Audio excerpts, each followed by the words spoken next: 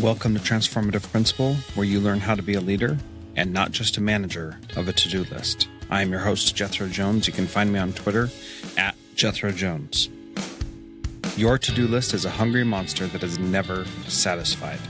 For the last year and a half, I've helped principals get awards, get promoted, and find the time to do the work that really matters.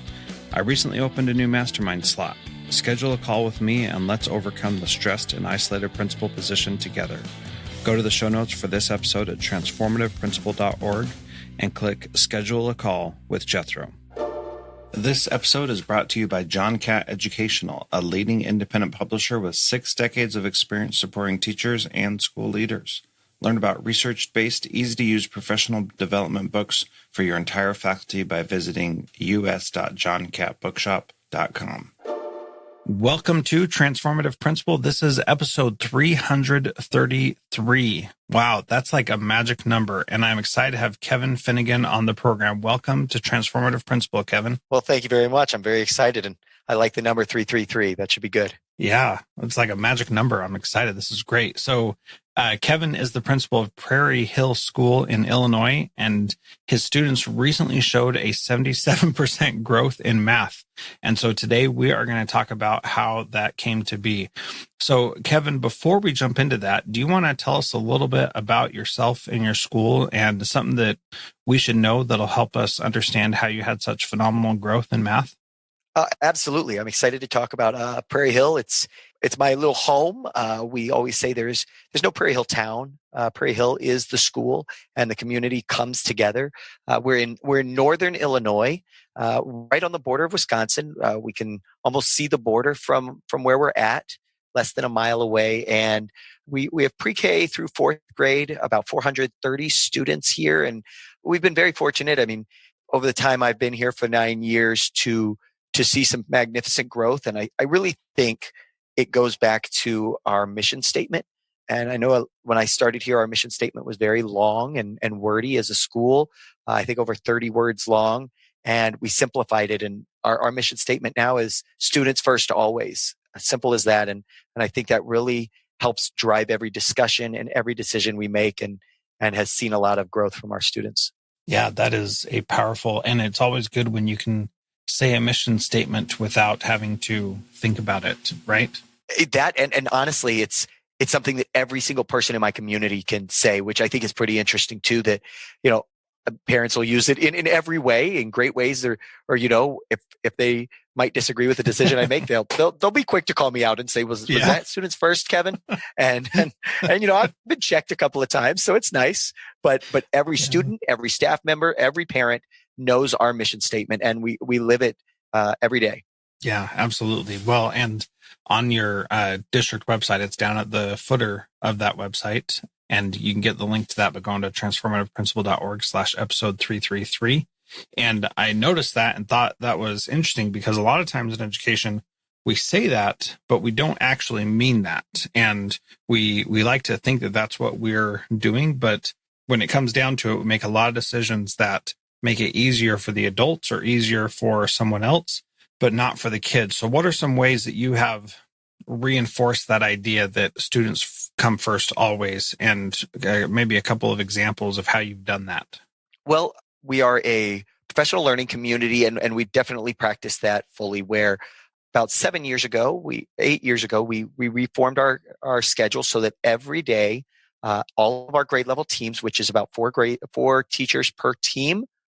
Yes. So our 4th grade team, 3rd grade team, they have an hour of common collaborative time every day. And some of that time they're not collaborating, but often they are as a group. And the students are always the bring back, where whatever we're discussing, we want to know, okay, but what's in it for the student? Why are we making this decision? And in our math growth, that came up constantly in our training, in whatever we were looking to develop. It was bring it back to the student. Maybe this is difficult for us, but if we see the payoff for the students in the end, then it has great value. Yeah, I think that's really valuable when you can, as you said, make the students the bring back.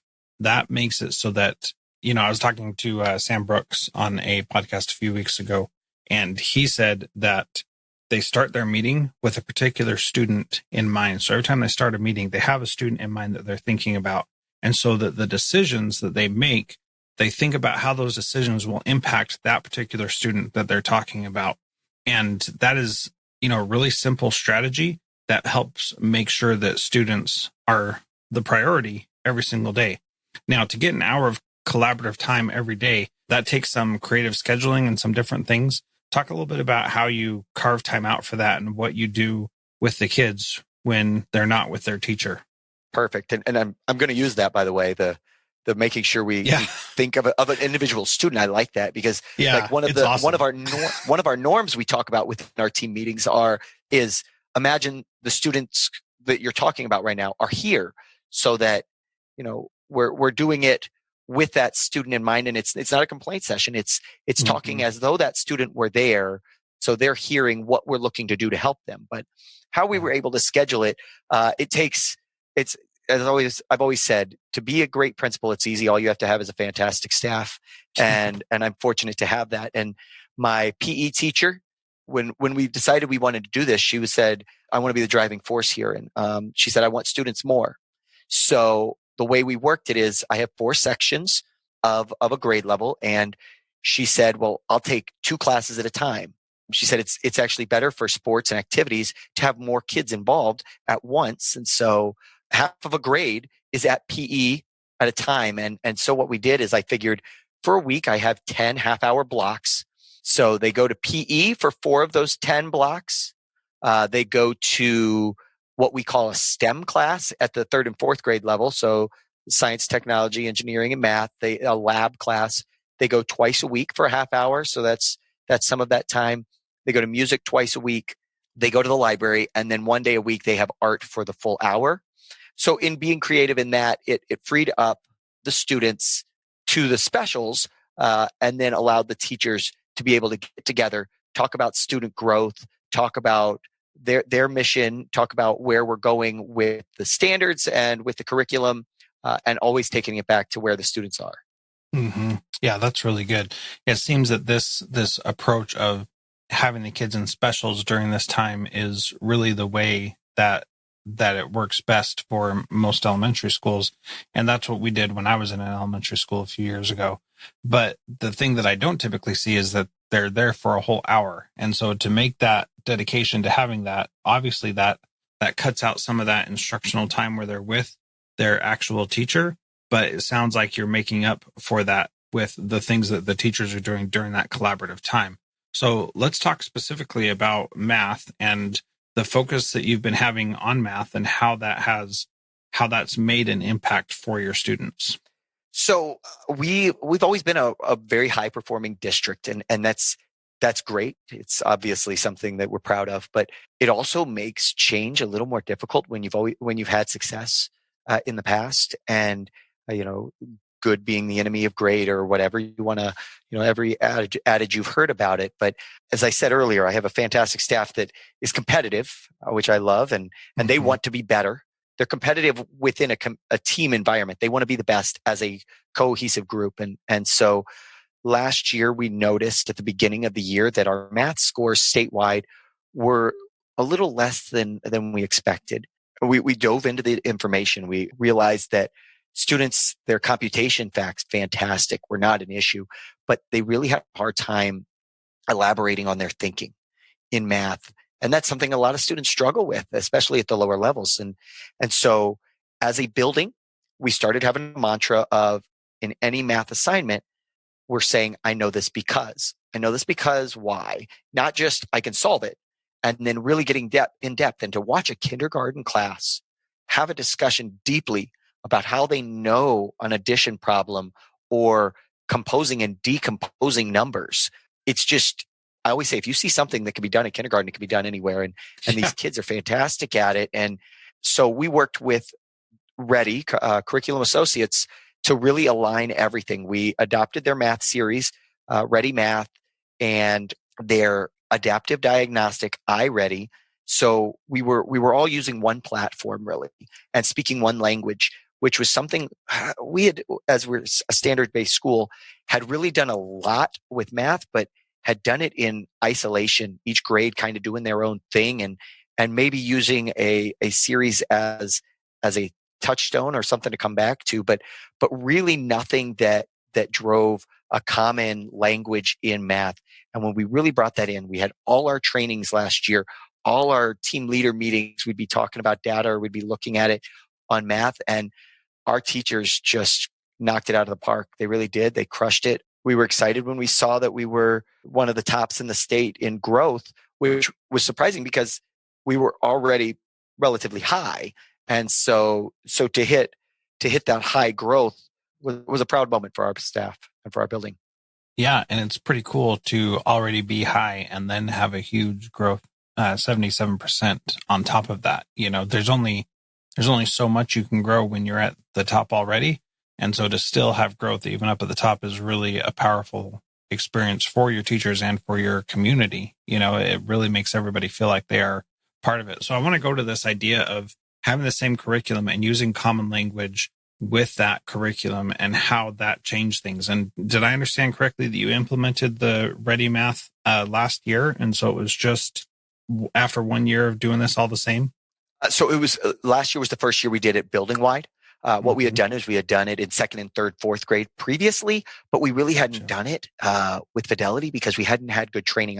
That was faulted. That was my fault that I hadn't gotten the training for the staff that they needed. And last year, when we put the emphasis, we got the training that we needed. And fortunately, with the group we were with, Curriculum Associates, we've had unbelievable trainers that have come out and worked with us and have just been so hands-on and receptive and responsive to everything we've needed. And so our staff went all in and they bought into it, and just the discussions that came from math were so fun because math has always felt black and white, especially on the elementary level, where the majority of my teachers would all say their comfort level is more the literacy block. As an elementary teacher. That's usually their comfort zone. And to see that math didn't have to just be one answer, that it could be a discussion and how did you get there, and that there's so many different ways of thinking changed everything. It changed our instruction. It changed the way students felt about math, the way students said that they were good at math. Because the thing is, kids, rarely do you hear somebody say as an adult or as a child, I'm not a good reader, especially as an adult. But you'll hear adults say, oh, I'm not good at math. And they just pass that off. And so we kind of looked at it at its basis. What does that mean? And what that meant is I just don't solve quickly usually. And so when the discussions evolved about how you think about math, it changed everything. And we've seen the payoff continue. Yeah, I've seen that so many times over and over again, where once we recognize that math is something different than only one right answer ever, then it really opens it up for people to have amazing different experiences with it, because that's just not how we've been taught to interact with math. We've been taught that there's one right answer and you have to get it fast and it has to be right the first time.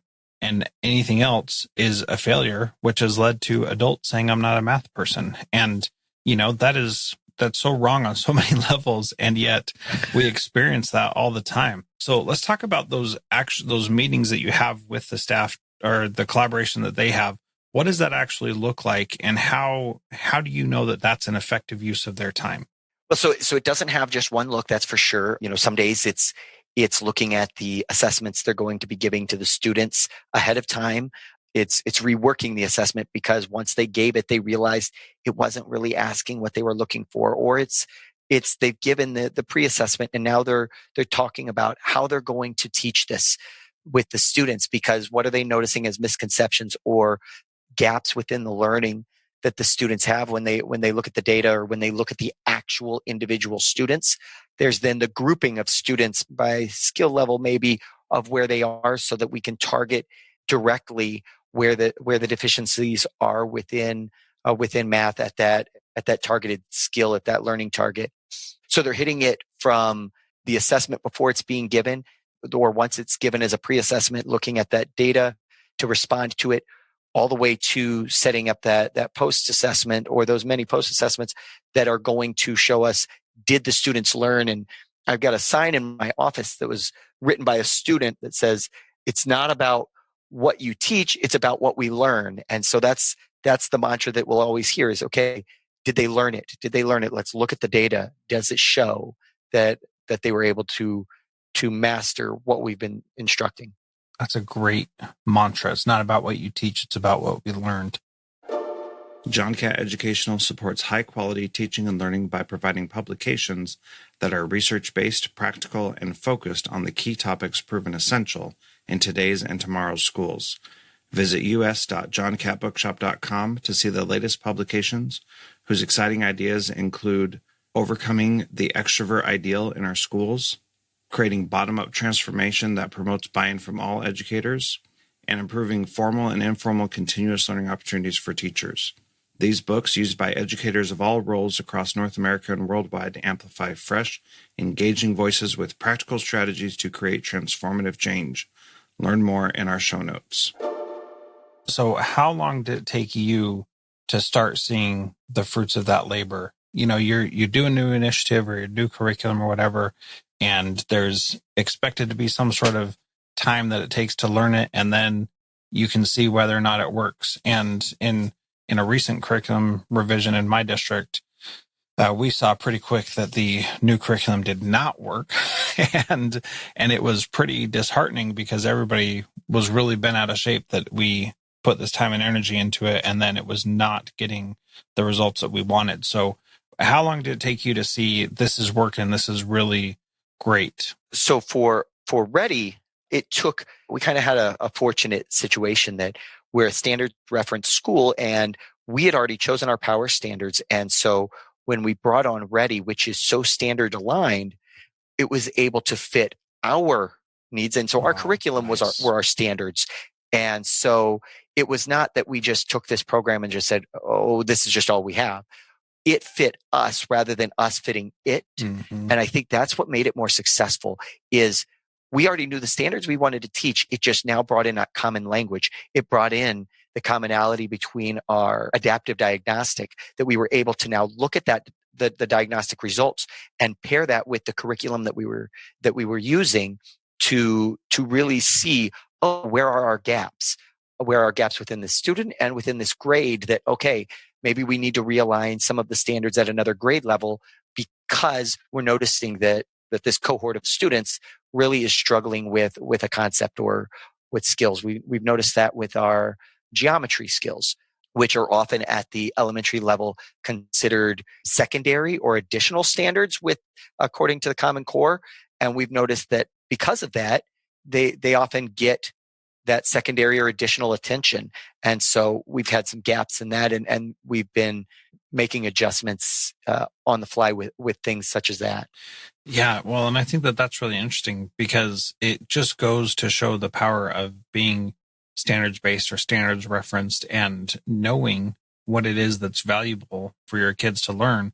And if you happen to get a curriculum like you did that is aligned with what's there, then that's great. But even if you don't, if that piece is already in place, then many more curriculums can meet your needs than just one that you might stumble upon. And so I think that that's a really key point that you guys knew before you adopted a new curriculum what you cared about and valued as far as the standards were concerned. And that's something that, we don't think enough about that, in my opinion. And we too often think that like we should be aligning with the curriculum and not having the curriculum align with us. I loved how you said that it fit us rather than us fitting it. I think that that's a really powerful way to look at how you incorporate those things into your school and make them fit what you're doing rather than changing everything to try to align with that, which I've also seen, and it never turns out good. Well, and I think I've got a distinct advantage, and that's that I'm the only elementary school in my district. Right. So if an elementary decision has to be made, it's made in our building, and it's made with my teachers, mm-hmm. where I don't have to consult with multiple other schools and multiple other principals. So I think the decision makers are all under one roof.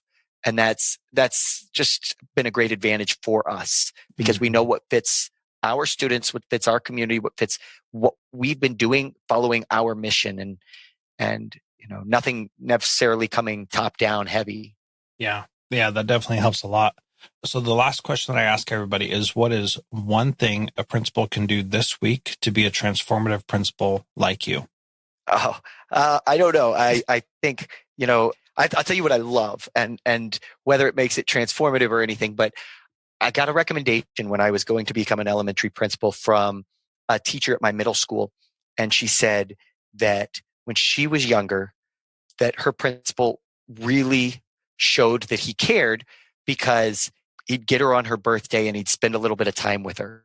And I thought, well, that's great, because my fear when I was a teacher was that I'm going to become a principal and I'm going to only deal with kids when they're in trouble, and they're only going to be with me when they're bad. And I thought, that's not who I want to be. And I have 432 students here. I want to get to know all of them, and I want to get to know them personally. So I have a wall in my office that is a chalkboard wall, and I have over 1,000 books, because I love to read, that students come down. I go get them from their classroom on their birthday. So it's never weird when you see the principal come and get a kid from class, because it happens every day. Yeah. And I get them for their birthday, come down, read a book to them. They pick out a book from my bookshelf, and then I sign it, write a little note to them, and then they sign my wall. And I get to watch my wall as the year goes just grow and grow. And every day I can look at that, and it's that constant reminder that it's students first, because I look at that wall, and every day, it starts with one student at the beginning of the year, and it grows to over 430 students written on my wall. That's who the mission is about. That's why we're making changes. That's why we're looking to grow, even when we're being successful already. When my staff is saying they're eager for more, they're hungry for more, and they want to be the best. And we look at that, and it drives us. Well, that is awesome. Thank you so much for sharing your story and the things that you guys are doing. Again, you can get links to what we're talking about at transformativeprincipal.org/episode 333. And thank you again, Kevin, for being part of Transformative Principal. Thank you very much, Jethro. I really appreciate it. Thank you to our valued partner, John Catt Educational. If you are a leader looking to make transformative change by providing yourself and your teachers with professional development that is research-based and rigorous, yet easy to digest and full of practical strategies, check out the latest publications from John Catt. Visit us.johncattbookshop.com to find information or learn more in our show notes.